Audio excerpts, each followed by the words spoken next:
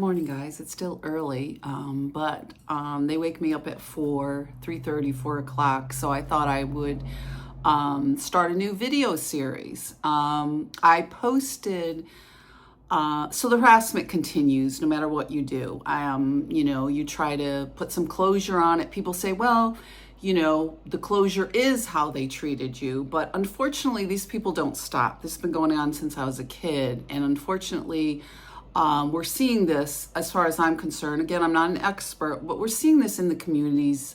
These kids are struggling with a lot of this, and we were always told, ignore the bullies, they'll go away, don't engage, take the high road. Unfortunately, that doesn't work because these people get worse. Certainly with mental health issues. So we're going to touch base. I'm going to start a new series. I kind of zigzag back and forth because I don't get enough sleep. So it's difficult to kind of plan things out and, have a set routine. But, if you'd like me to touch base on other topics, leave it in the comments. Again, try to subscribe. I'm not working right now. My career was destroyed. So the little bit of help that I can get on YouTube would be great. But putting that aside, so we're going to talk about mental health issues because this is what happens to people, and it's happened to other ones when you report domestic violence or you report a sexual assault or you report child abuse. Oftentimes, it seems they get it wrong, and they get it wrong because they want to use the DARVO and then allege that the victim is the perp and the perp is the victim. And my ex-husband was great at this, and so was my mother, so was my best friend, and so is my half family. It was always you're the scapegoat, you're the problem, you're the one that's too sensitive, you're the one that's taking it the wrong way. Why do you have so many problems with people? Why can't you get along? And the gaslighting was pretty severe. So we're going to go through some of this. And certainly the hospital has been complicit. My hospital in my community, or not my hospital, but the hospital in the community, St. Mary's, they were complicit in this. A lot of these nurses work there. I have family, half family that works there. My ex-husband has friends that work there. My cousin was married to a nurse. There's a lot of nurse practitioners, nurses, so on and so forth. Doctors.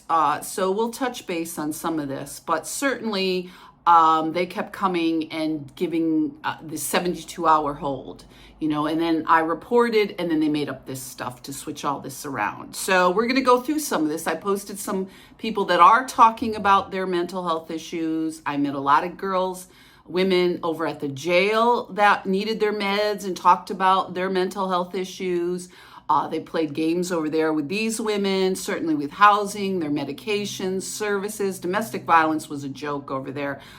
Basically, we were coloring. So they were determined to paint me as the one with the problem. So this is what happens when you report. And certainly it happened in my case, that right away you become the perp. You become the perpetrator. And certainly there was a couple instances of reactive abuse.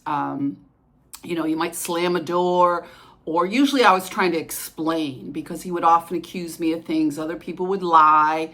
I don't want to get too far off into some of those stories, but we'll go through some of this stuff. I posted a couple people talking very well about their condition and work, having meds and different things. But what I want to talk about is the false allegations. And this has been going on since I was a kid. This idea you're crazy, and if you confront the bullies, you're crazy, and if you stand up to an abusive spouse, you're crazy. And it's certainly when you walk into a police station, and these guys were all ready for it. You're crazy, and you're a prostitute, and you're a whore. And I posted right away this morning, somebody gets on my page and starts in about prostitution. So we're going to cover some of that too.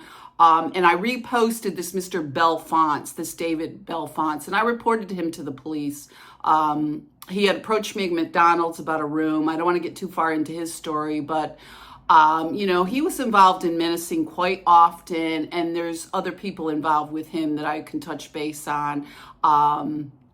and he was reported, but of course the police aren't doing their job.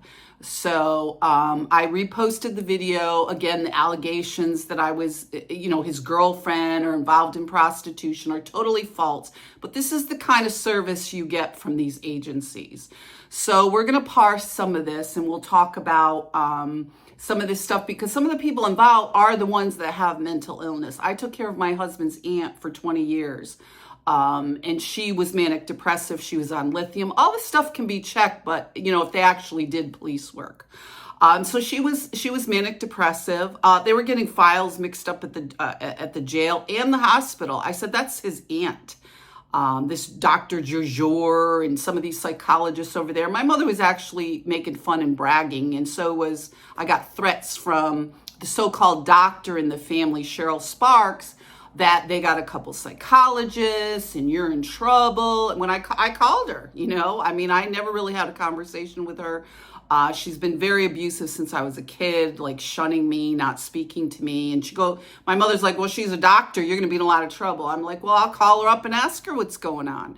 So be very careful with some of these people. Again, I'm not an expert, but certainly when it comes to mental health issues, you have to be careful of these people, because it's a lot about, scripts and, prescribing people drugs and twisting things around. And certainly at St. Mary's, they don't have the greatest grades or recommendation. I say that because my neighbor across the street, Kathy, she's an OR nurse, and she repeatedly called the cops and made this stuff up. You're crazy, you're crazy, you're crazy. And then when the cops show up, of course, it's like, oh, you're agitated, so now we got to take you over to a 72-hour hold. So this was all set up, arresting the victim rather than the perpetrator. And I have a video of it.